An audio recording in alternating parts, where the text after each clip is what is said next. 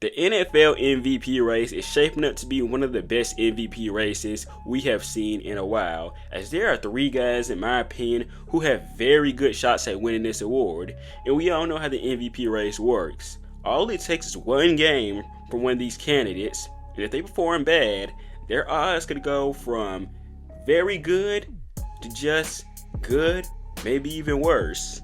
I mean, you really gotta love sports right now. The Heisman Award race was very close. The NBA MVP race is even looking good.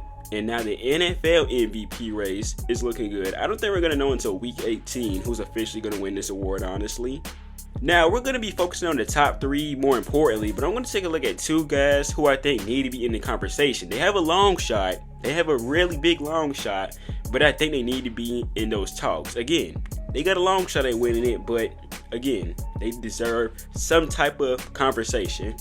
First guy I want to start with, Baker Mayfield. And I know that sounds crazy. I know somebody's sitting there right now. Baker Mayfield, are you serious? But listen, at one point, the Buccaneers were 4-6. They looking like they were about out of it.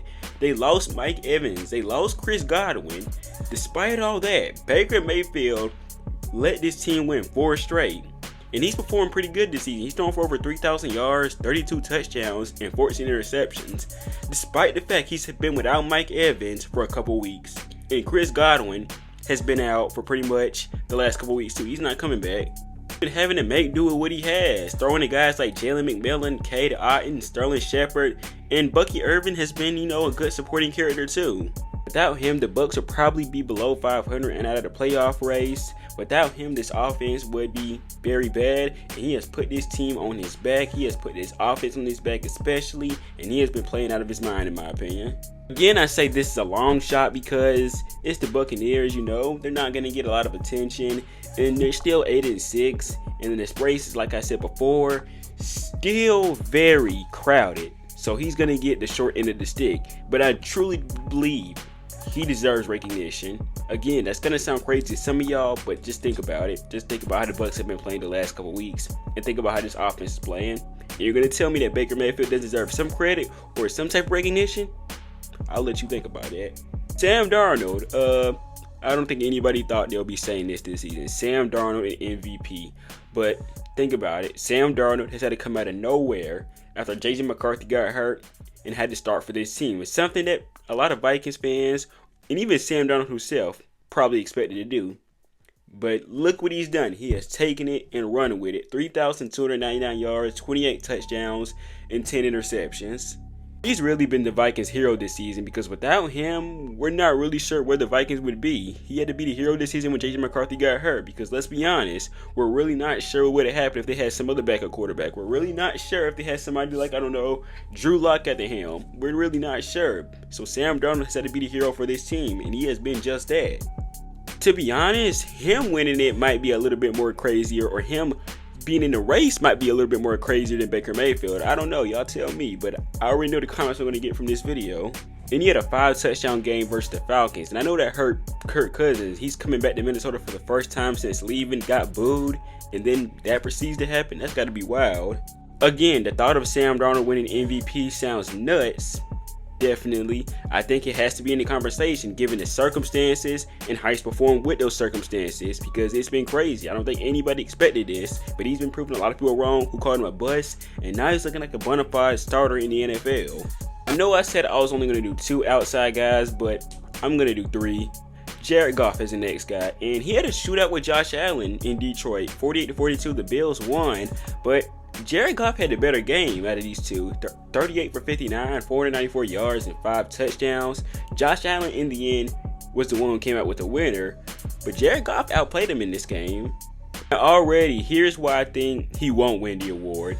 Because he has a super team around him. He has one of the best offensive lines in the game, and he has a pretty good wide receiving core, and he also has a dynamic running back room with Jahmyr Gibbs and David Montgomery. So when you look at that, I think that's going to hurt his chances, and I know that sounds crazy, but the NFL will do that to you. Because he has a better team and such a good team, they'll basically say, okay, you have all these circumstances. You should be performing like this type of quarterback. You don't need to win MVP.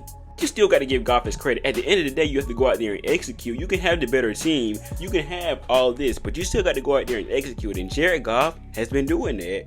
He's thrown for over 71% clip. He's very accurate with the football. 3,759 yards, 30 touchdowns, 10 interceptions. You really can't ask for much more. Even some of the guys with the stack teams aren't doing this. Jalen Hurts. Again, just like the other three guys, he has a very, very large outside shot. But it's not crazy to say that all three of these guys should be in the conversation, at least somehow, in the top 10. Now let's look at Saquon Barkley. Let's get into the main candidates. Now here's why I think Saquon Barkley won't win. Running backs don't win this award very often. Adrian Peterson was the last guy to win it. That was like 10 plus years ago. So already that's why he has a slim chance at winning it. Let's talk about why. Saquon Barkley has been performing like an absolute demon this season. He has been, in my opinion, the best part of this Eagles offense the last couple weeks, in my opinion. He has over 285 carries, 1,688 yards, 5.9 yards a carry, and 11 touchdowns. And then in the receiving game, he has 31 receptions for 276 yards and 2 touchdowns. And you really have to imagine, while Jalen Hurts hasn't been performing great the last couple weeks, he hasn't been performing bad either. You have to wonder, where would this offense be without the help of Saquon Barkley? Because he has been a large portion of this offense, if we're being honest. He's, in my opinion, the Ashton Genty of the NFL. Because, you know, Ashton Genty put Boise State on his back, and Saquon Barkley is putting the Eagles on his back with this offense. And here's the thing, Maddox Madison is a good quarterback, just like Jalen Hurts is a good quarterback. But you know, Saquon, just like Ashton Genty, is doing a large part of this offense. But one big thing that could help his chances if he breaks Eric Dickerson's record. He just needs 417 yards. I'm saying that like that's not that much. But he's going to need about 104 rush yards per game to break that record. If he does that in the next 4 games, his chance of winning this award has to go up. If you can rush for 104 yards in the next couple of games to break a record, that is going to give you a huge amount of momentum, in my opinion. Saquon, I hate that you're on the Eagles, but I still like you as a player, and I'm glad you're proving the Giants wrong, and I'm glad you were balling out this season. You deserve this. I hate that you're on the Eagles, so I'm not going to give you too much credit, but I'm glad that people are starting to appreciate you a little bit more now. Lamar Jackson. Speaking of the Giants, he beat them pretty badly. 290 yards passing, 5 touchdowns, 0 picks. This season, he's throwing for 3,580 yards, 34 touchdowns, 3 picks. Just 3 picks. Just 3. Lamar Jackson will have a chance to put himself in some really good company. Right now, second place, Aaron Rodgers has the least amount of interceptions with at least 500 pass attempts with 4. Lamar Jackson has 3. So if he doesn't throw another interception for the next couple weeks, he'll put himself in some pretty good company. He'll be at second place, which, you know, isn't first place, but that's still pretty good company. But the fact that he's been so accurate with the football, and then you have the obvious dual threat ability, this is why Lamar Jackson always has to be in the race every year. Also, he has 743 yards rushing and 3 touchdowns. Lamar Jackson is one of those, where would this team be without his contributions? Because seriously, where would the Ravens be without his contributions for the last couple years? Consistently putting this team on his back offensively, rushing the ball, passing the ball. I don't know where the Ravens would be, honestly. And this is a crazy stat. Lamar Jackson has just 1 less tackle than he does interceptions this season. He has 2 tackles. I'm not sure how, but he has 2 tackles. Honestly, that alone should put him in the MVP race. Now we're going to take a look at my favorite right now. Josh Allen, 3,395 yards, 25 touchdowns, 5 interceptions, over 400 yards on the ground, and 11 touchdowns. You know what some people were saying about this dude coming into this season? Oh, he doesn't have Stephon Diggs anymore. Now he's going to get exposed. Let's look at his receiving core now. Khalil Shakir, Keon Coleman, Mac Hollins, Amari Cooper, Curtis Samuel. Yeah, that's about it. That's not even mentioning the fact that Amari Cooper hasn't been a big part of this offense since he's been traded to the Bills, but Khalil Shakir, Keon Coleman, and Mac Hollins have.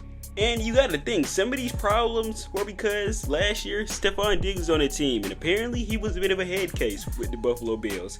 But now we don't have it on the team, well, look how he's performing. And I think beating the Chiefs, an undefeated team, can only make his MVP odds a lot better. Not that they were bad already as it is, but I'm pretty sure that can only make it go up. Really, at this point, well, I think it's going to be a tight race still. The only way Josh Allen can lose this is if he has a complete meltdown and he performs bad. That's the only way he's losing it. I think he's the favorite right now, but let's hope that doesn't happen. As I said, while some people think Josh Allen has this in the bag, we all know the NFL, anything can happen, and a lot of players have mishaps at any point. So it's still going to be a tight race. Don't let anybody fool you. It's going to be tight for the next couple of weeks. All it takes is one Saquon Barkley big game, one Lamar Jackson big game, and just a little bit of a tiny meltdown by Josh Allen for this MVP race to start going all over the place. I actually wouldn't be opposed to that, though. There's nothing wrong with a little bit of madness in football. That's the love of the game, honestly. But y'all let me know what you think about the MVP race. Are my 3 dark horse or outside candidates crazy? Y'all let me know. If you haven't yet, make sure you subscribe to my channel. Tap the bell icon for future football content. If you enjoyed this video, yeah, talk to y'all later.